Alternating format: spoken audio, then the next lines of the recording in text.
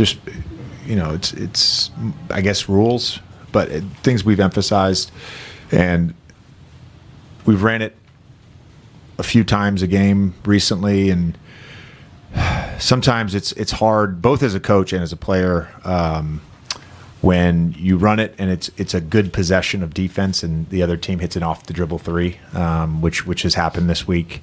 One game it happened 3 times, and it can kind of deflate you. But we think it could be a weapon for us tonight. We talked pregame, something that I certainly wanted to do, and we wanted to do as a staff, and the players were bought into it, and thought we did a good job in the second quarter.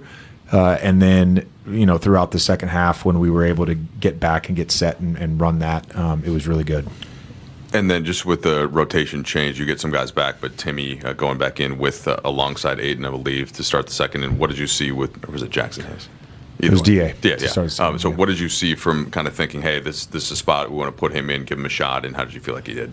Oh, he was great.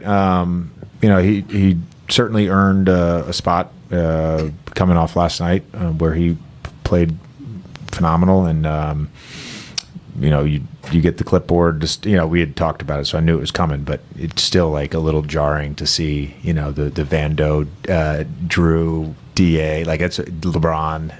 That's a big lineup, and they did a good job of playing out of the post during that stretch, and we also were able to get some stops and run. So I thought they did a good job.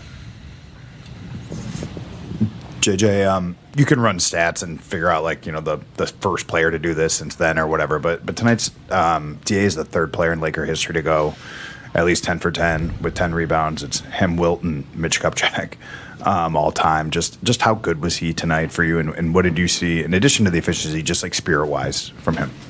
Yeah, he was phenomenal. I mean, he's had a number of these games where he scores efficiently, but really just from a production standpoint to get 20 plus points, 10 plus rebounds, that he's had games like this. It's just a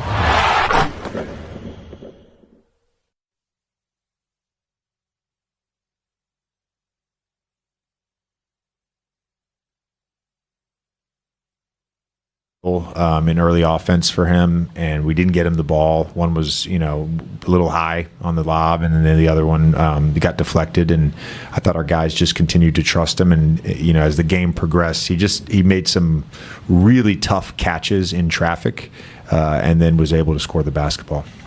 Rui hit a couple threes in the third quarter when it was kind of anybody's game, and it didn't seem like he had as much rhythm since he came back from the calf prior to tonight. What did you see out of what was working for him? Yeah, well, there was a game earlier this week where he felt like he made a few shots, and then last night, got into a little bit of rhythm. So it's starting to come. The minutes restriction, I think, for him is tough. We were able to expand that tonight. We still had a couple minutes left there on the total, but those shots. I told the team this after. Those were big shots for us. They really helped. When you're getting stops in a game like this, they're top 3 defense. In a game like this, where it's hard to score and it's a low possession game and it can be a little muddy, those shots were huge for us. JJ, I feel like I asked a version of this Tuesday when you had 140 some points against the Hawks. Like the fact that you're able to get these kind of performances from your team on the second nights of these back-to-backs during the stretch, like how do you feel like you can build on that for the rest of the season? Yeah, this is a very tough time of year for everybody in the NBA right now, and for the teams, and there are a number of teams that have rotation players, starter level players, all-star level players like us that are out of the lineup or in and out of the lineup. It can make an already difficult stretch of the season even more difficult, and the guys have done a great job of just getting through this stretch, fighting, and really we're starting to get healthy, and hopefully we get AR back soon. 2 very different games, to be honest with you. This was this was a 95 possession game, so a very low possession game, and the Atlanta was up and down and back and forth and a lot of transition. But we knew that for us against their defense, we had to slow this thing down, and that's where the zone came into play.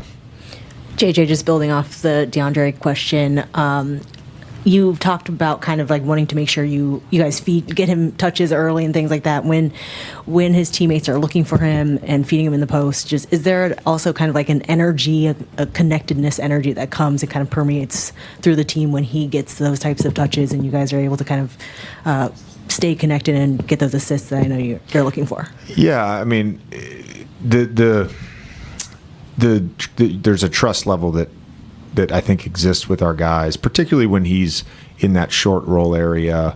Those, our post spacing where he can get those little dump off passes around the restricted area. He just got such a great touch. But for all our guys, the pass is what connects us offensively, and even the defensive minded players, they still want to feel like they're part of the offense. That's just the natural thing that basketball players have, and as a big in particular, you're involved in a lot of plays where you don't touch the ball. There's certain players that are not involved in a lot of plays and don't touch the ball. They're in the corner, for example. But a big is typically screening a lot, rolling. So you're doing a lot, and you don't always get rewarded. And I think it's important that we continue to look for them. JJ, can you speak a little bit to how Marcus Smart affects the game? Yeah, I mean he's been our best defender. He's willing to put his body on the line, and I think the guys, they rally around that. The attempted charge today was, anytime Gabe took one too.